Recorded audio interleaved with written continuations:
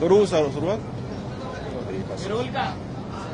Sir, आज एकीकडे सगळ्या उपवर्गीकरणाच्या विरोधातला मोर्चा जो आहे तो विधान भवनावरती येऊन धडकणार आहे, तर दुसरीकडे आपण मात्र उपवर्गीकरणाच्या पाठिंब्याची भूमिका घेत आहे. ही भूमिका का महत्वाची आहे, नेमकी का असा पाठिंबा देतो?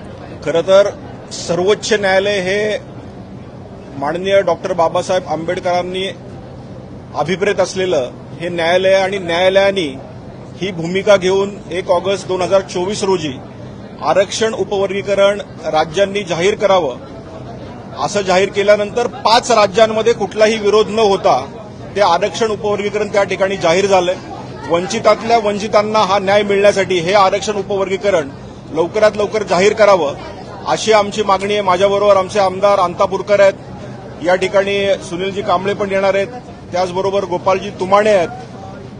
असे अनेक आमदार या ठिकाणी या उपवर्गीकरणासाठी पाठिंबा देतात. उद्या पण आम्ही माननीय मुख्यमंत्र्यांची वेळ घेऊन या उपवर्गीकरणाविषयी पाठिंब्यासाठी आम्ही त्यांना बोलणार आहोत. धन्यवाद.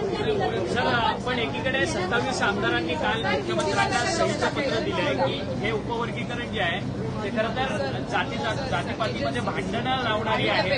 एकसंघ असलेला कुठेतरी अनुसूचित शेड्यूल कास्टावर पुन्हा कुठेतरी जातीपातीमध्ये विभागला जाईल आणि पुन्हा समाज द्वेष निर्माण होईल. तुम्ही लक्षात घ्या की याच्या आधी 5 राज्यांमध्ये उपवर्गीकरण झालंय, तिथे कुठलाही अशा प्रकारचा द्वेष निर्माण झाला नाही. सगळ्यांना समान संधी मिळाली. महाराष्ट्रातही तसं काही होणार नाही आणि कुणीही कुणाच्या हक्काचं मागत नाहीये.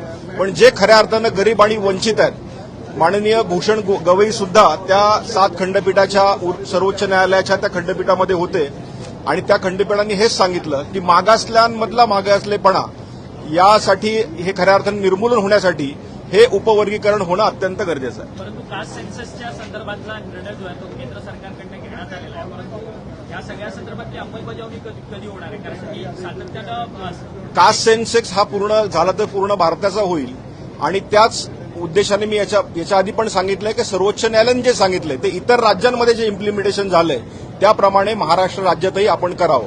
धन्यवाद.